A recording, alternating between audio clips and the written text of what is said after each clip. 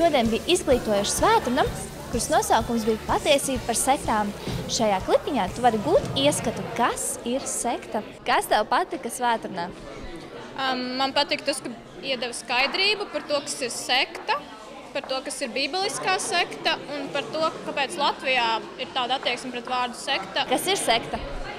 Pēc Bībeles sekta ir jebkura maza kopiena, kas ir novirzījusies no lielā virziena politiskā vai reliģiskā. Ko cilvēki sabiedrībā domā par vārdu sekta?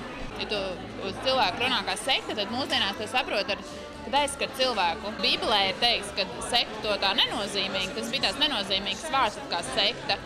Tur viss tā sauc, tāpatās kā kristieši varbūt tur bija vārds sekta. Latvijā pēc sabiedrības definīcijas tie ir citādāk domājošie cilvēki, kas ir jāizolē, kas ir dīvaini un no kuriem ir jāuzmanās. Es arī atnācu un paskatījos, vēl viena sekta atnācu, pēc tam tu saki saprot, kas notiek, skaties uz cilvēkiem, tu jūti, cik viņi laimīgi, ne tā, ka viņi kaut kādi tur hipnotizēti, jā. Vai Latvijā pastāv kristiešu diskriminācija?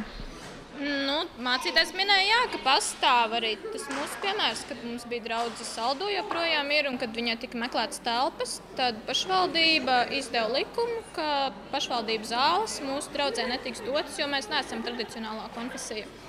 Kāpēc cilvēks slikti izturas pret kristiešiem? Jo kristieši sāk dzīvot svētu dzīvi, tas vairs nav interesanti.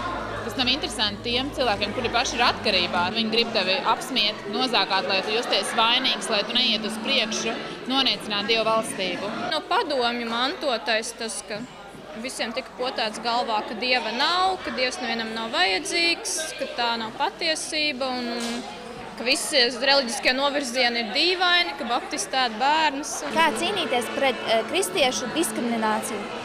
Raudot nevajag. Es noteikti ieteiktu nemaz necīnīties, pašiem vienkārši tuvoties Dievam, dienas lasīt Bībeli, lūgt Dievu, un Dievs arī dos gudrību. Надо помочь тому, кто на тебя нападает, приобрести Бога. Вот что надо делать.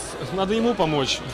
Cilvēki ir jāmāca par to, kas ir patiesība, par to, kas ir sekta, par to, kas nav sekta, par to, kas ir jaunā tipa draudzes, ar ko viņas nodarbojas, kas viņās vispār notiek. To notiek diskriminācija. Kur tu varētu griezties? Valsts instancēs, valsts likums darbojās par to, lai aizstāvētu mūs. Tiesībsargs.lv. Satversmē ir teikts, ka mums ir reliģiskā brīvība un ka mēs varam ticēt tam, kam mēs izvēlamies ticēt. Es jums novēlu visiem kārtīgi lūgt Dievu. Izglītot savus draugus, kaimiņus, radus, visus par to, ka mēs neesam sekta, ka mēs esam normāla bībeliska draudze un arī pašiem stāties pretī sātana meliem un ņemt Dieva ieročus un cīnīties. Gaidām tieši tevi nākamnedēļ sestdien 14:00 Zinātņu akadēmijā uz dievkalpojumu.